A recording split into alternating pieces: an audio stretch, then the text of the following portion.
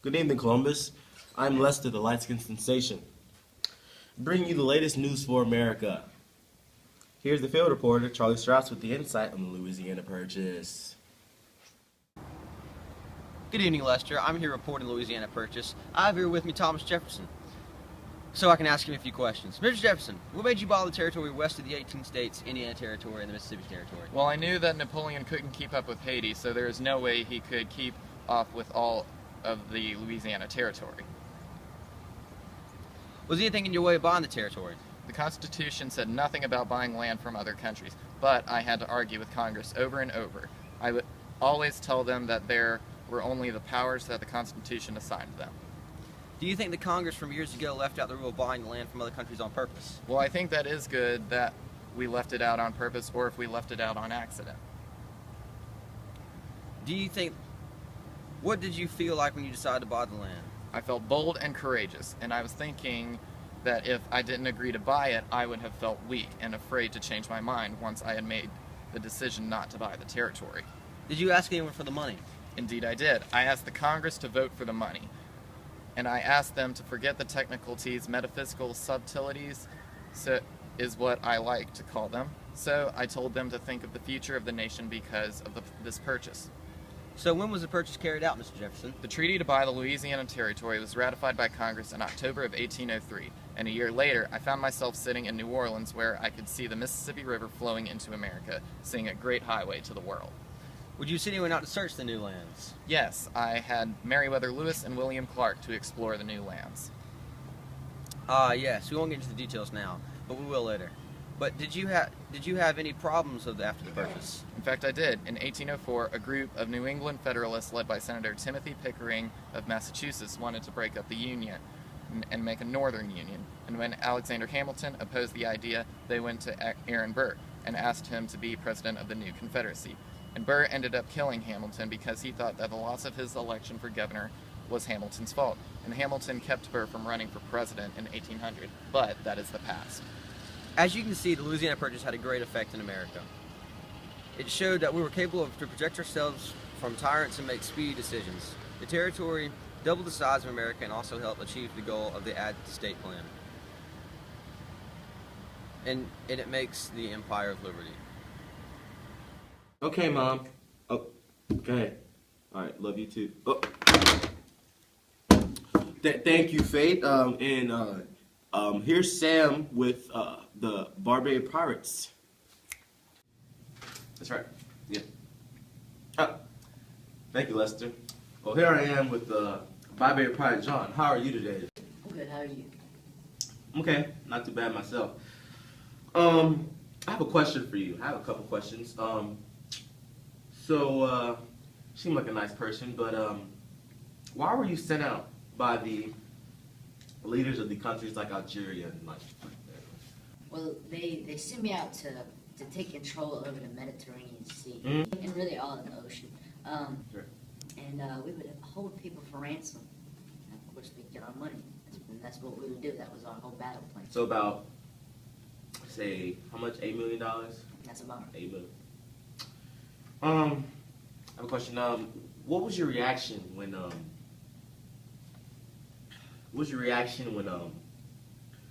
Thomas Jefferson sent out the team of the naval team to come and try to stop you guys instead of giving you the money for ransom? Well, I was nervous, but I had a lot of faith in my team. I think that we could have survived. Did you? So you were nervous, right? I was nervous. I had a lot of faith. So I think that definitely outweighs the nervousness. And I have one more last question. What about the since there were a lot of countries that had the pirates? What about say you had other pirate friends? You said you had other pirate friends last week. What about them? What about them from the other countries? Did they get captured too, or did they get the money? Well, they still wanted their money. Mm-hmm. And so I got it to them. I mean, I had to do what I had to do. So. That's interesting. All right, John. Welcome back to the show, everybody. All right, our first guest tonight is someone who has just returned from exploring out west, an area where no American has even explored before, and he is here with us in the studio to talk about his experiences. Please say hello to Meriwether Lewis. Thank you, Kate. Good being here. Thank you for being here. All right, first of all, how are you?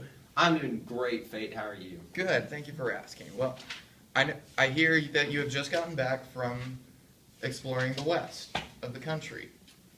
What's it like out there? Did you see anything new? Well, we had to came across a lot of rivers, mostly wooded areas. We got further up north, up and close up to Canada, so it was pretty cold, windy up there. We encountered some new people, new animals. Very nice, and I hear that before you were hired to go on this journey with your friend William Clark, that you two were soldiers in the Army. Yes, we were. How close are you to Thomas Jefferson? Thomas Jefferson, he's an acquaintance. He's an acquaintance. Friend of yours from the war? Mm-hmm. Very nice. And I hear that Congress had set aside $2,500 to send you to with 10 or 12 other men to explore the West. Is that true? That is true. We had men. They helped out a lot. Big help.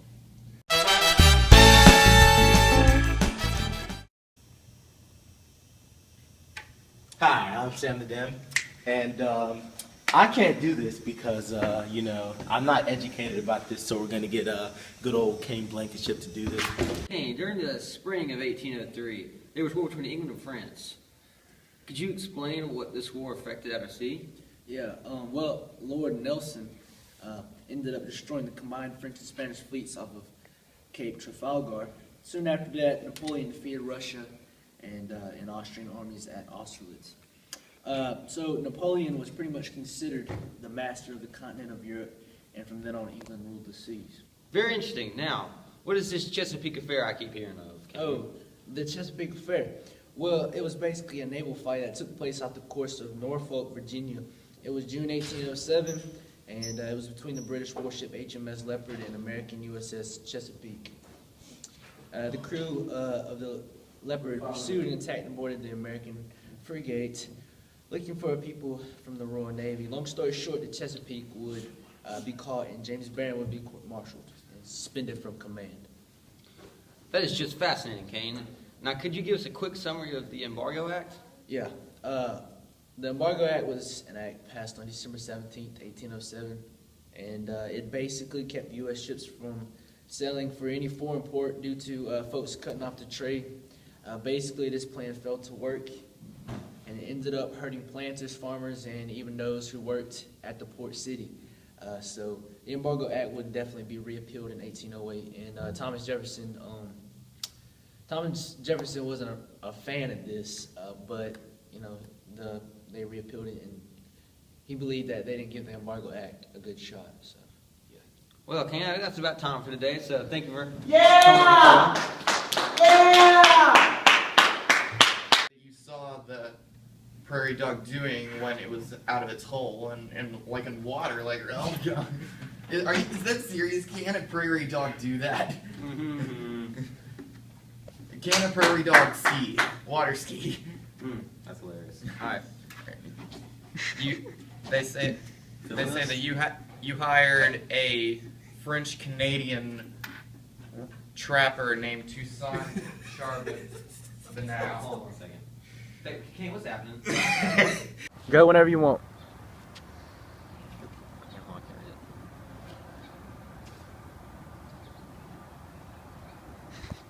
Stop! Record! Look at them! Stop! Can you not do that? You're kind of distracting me. All right, go whenever you want.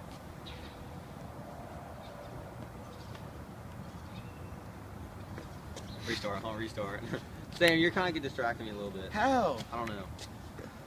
So I can ask him a few questions. Mr. Jefferson, what made you buy the territory west of the 18 states, Indiana Territory, and the Mississippi Territory? Well, I knew that Napoleon couldn't keep up with Haiti, so there was no way he could keep up with all of the Louisiana Territory.